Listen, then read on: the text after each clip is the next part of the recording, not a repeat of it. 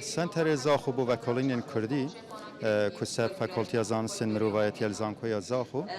سنتر که و ماوی 6 سال هاتی دام از راندن هر سالش بلی چالاکین دی چاپ کردن پرتوکا ما کنفرانس ناو دولتی هنه هر سال هم حول دین مجارک از یا روژه هل بجرین اف سال ما فولکلور کردی هل بجارتیه هر وقت بینن شوا مجارن هر گرم و مجارن که وکولر ما هم خالتی ما گلک حاجت کتن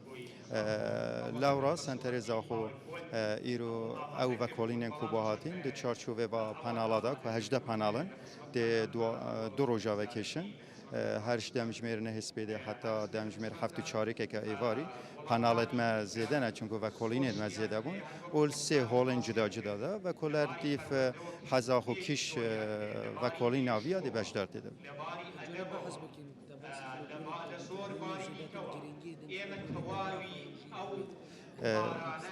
وەکو ما پێشکەشی کۆنفرانسێ کردی مژارامە گشتی بووە بۆ فولکلۆری کوردی بووە مە نەگوتیە دەڤەرەکە دەستنیشان کردی لەو ڕاژی ئەگەر بەرێ خۆ بدەینێ ڤەکۆڵینمە باکوور باش و ڕۆژهەڵات و ڕۆژاوای کوردستانی هەبوونە ئەمە لە ڕۆژئاوا هەبوونە واتە وڵاتین ئەوڕۆپیان بێژین ئێرلندا بریتانیا سوێدمە هەنەمە الجەزایر هەنەمە وڵاتین جدا جدا هەنە